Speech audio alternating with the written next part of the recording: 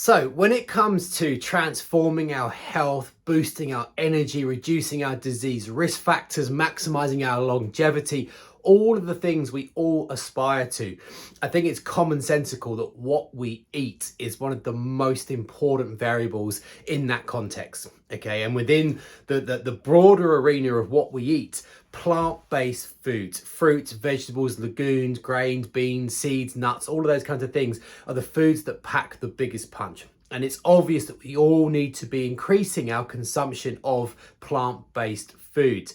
But it's really important that some of the science and some of the research around the importance of plant-based diets, or predominantly plant-based diets, is being lost in translation, because not all fruits and vegetables are created evenly.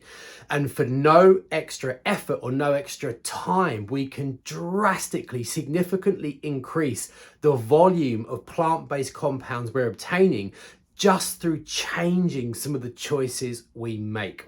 Okay, and there's some really powerful examples of this. If we think about the most commonly eaten or consumed type of apple in the United Kingdom, the most commonly eaten apples are Golden Delicious and Gala apples. Okay, they're really good for you, loads of nutrients in them. But if you compare those to a Braeburn, so if you buy a Braeburn apple, if you have an apple a day, if you compare that Gala apple with a Braeburn apple, no extra effort, no extra cost, no extra difference. But the Braeburn is going to give you clinically significant higher levels of flavonoids and isoflavones and antioxidants and vitamins because of the unique consistency of a Braeburn compared to other apples. So a simple hack. Another really important one is onions.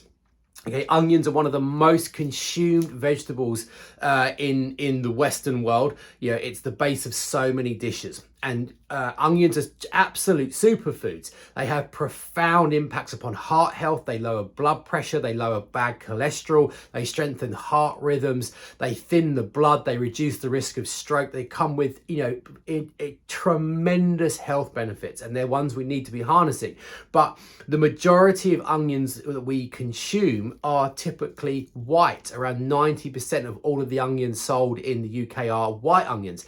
And the nutrient load in those is very, very poor. For a simple switch to a red onion, again, no extra cost, no extra time, no extra implication or effort, we get over 100 times more plant-based nutrients and plant-based compounds through simply switching to a red onion as opposed to a white onion. Okay, and we can take that line of thinking further, because generally speaking, any fruit or vegetable that is darker in color, darker red, darker green, whatever it may be, has more nutrients. Okay, so very light colored green cabbage is much less nutrient dense than very dark green cabbage, and that is less nutrient dense than red cabbage. Okay, if we're having grapes, green grapes are relatively low in nutrients. Red grapes are nutrient powerhouses. So if we're eating these fruits and vegetables, we're taking the effort and the time to consume a broader variety of plant-based foods in our quest to live healthier, happier lives, then go a step further.